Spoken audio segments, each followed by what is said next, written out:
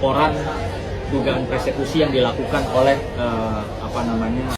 Beberapa waktu lalu Selesokya sempat naik daun lagi namanya ya guys. Bukan karena menampilkan rumah baru ataupun tas-tas baru yang branded, namun viral karena diduga melakukan persekusi terhadap Doktip di depan 400.000 penonton live streaming.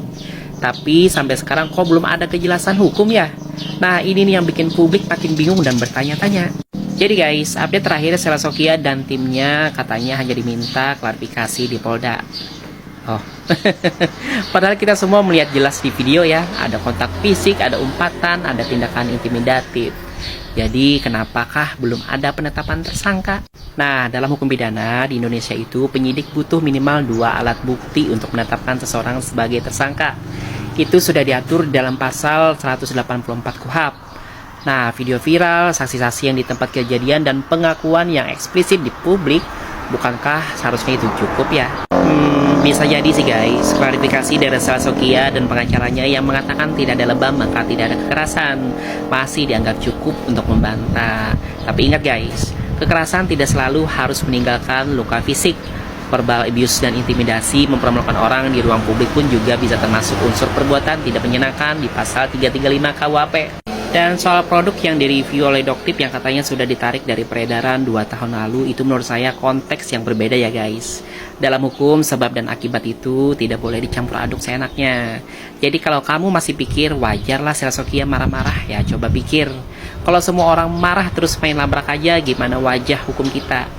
Jadi gua tuh sering banget ya dibilang orang sok pinter, sotoy, bahkan tukang nimbrung. Khususnya saat gue lagi ngebahas isu-isu hukum sosial yang lagi viral. Nah hari ini gue ingin menjelaskan satu hal guys, dan mungkin bisa dibilang semacam pengakuan juga.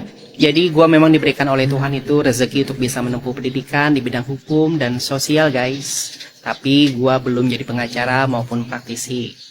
Nah, hidup gue membawa gue pada banyak pengalaman yang membuat gue tuh belajar lebih dari sekedar teori-teori. Gue juga belajar memahami nih kenapa sih seseorang bisa melanggar hukum, melihat langsung kenyataan yang ada di masyarakat maupun di lapangan. Dan dari situ gue belajar lebih dalam.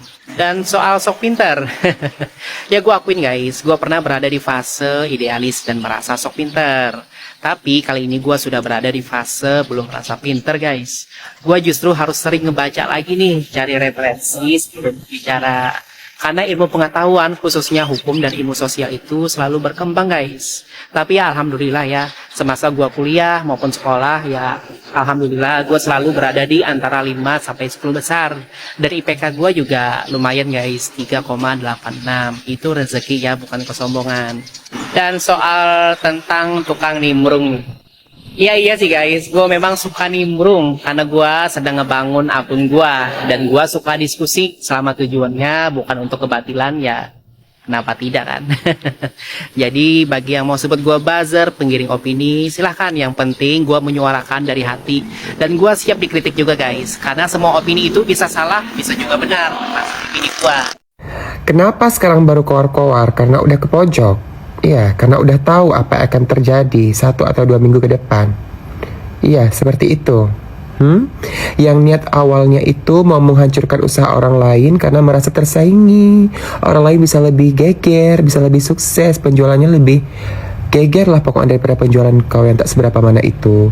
Jadi busuk hati, iri dengki, niatnya mau menghancurkan brand orang lain, tetapi brand sendiri pun ikut terhancurkan. Dan sekarang mau cuci tangan, mau playing victim, dan mau menarik simpati masyarakat. Nggak bisa, aku yang akan menunjukkan ke masyarakat siapa kau sebenarnya. Ya, siapa kau sebenarnya, homosek, bencong. Kalau kita udah bencong ya bencong aja, nggak usah sok-sok laki, nikah kontrak, ono segala macam, anjing, binatang. Sekarang mau ngebahas soal karyawan. Tahu apa kau tentang karyawan, anjing? Setelah 7 bulan orang udah lantang-lantung, setelah semua kau hancurkan, semua kau robohkan, sekarang mau bicara-bicara soal karyawan. Iya, ya anjing ya. Ingat ya, udah banyak karyawan yang udah jobless, nggak ada kerjaan lagi gara-gara kau ya, dan tim-tim kau itu yang sifatnya kayak anjing yang nggak bisa melihat kebahagiaan orang lain. Dan sekarang kau ngomong-ngomong masalah karyawan, cuy, pengen keludah muka kau. Kau ingat ya, kalau kau jumpa sama aku dimanapun itu ya, kau ingat baik-baik. Kalau kau buat kau ya boti kawin kontrak binatang anjing haram jadah ya, ya sampah keluarga kau memang ya. Kalau kau jumpa sama aku ya dimanapun itu, mau di tempat umum, mau di tempat sepi, kau tengoklah ya, kau tengok, kau pegang kata-kata aku ini. Tolong stop huru-hara skincare ini. Anjing, boti kawin kontrak, nak haram. Hah? Tolong stop huru-hara ini. Yang mulai itu kau dengan kubu-kubu kau yang udah kau rencanakan dari bulan 5 2024. Jangan lupa ingatan kau ya. Jangan lupa ingatan. Ya, jangan lupa ingatan. Nanti malu sendiri lagi. Nanti dihujat lagi satu Indonesia. Jadi jangan sok-sok menghentikan huru-hara ini. Kita selesaikan huru-hara ini. Udah stop huru-hara ini. Kau yang memulai huru-hara ini babi, kau pula yang sosok stop segala macam. Gak usah kau sok-sok jadi ini. Gak usah kau sok-sok jadi malaikat tanpa sayap. Gak usah kau sok-sok jadi peri-peri Pukima ya. Kau itu iblis. Kau itu anjing, di atasnya iblis. Tahu kau di atasnya iblis apa? Anjing, iblis, kau lah segalanya. Sok-sokan kau mau bilang hentikan. Nyawa kau yang kau hentikan, detak jantung kau yang kau hentikan cocoknya, bukan huru. Iya, saling introspeksi diri, karena kau juga udah hancur. Iya, nggak akan kubiarkan cuma segitu aja. Kayak mana kau menghancurkan orang, kayak gitulah kau harus hancur. Nggak di tangan orang, di tangan aku sendiri. Ya, kau tengok aja.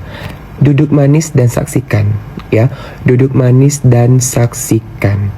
Semua data, semua video, semua foto, dan semua rekaman sudah tersimpan rapi, sudah tersusun rapi. Siapakah itu?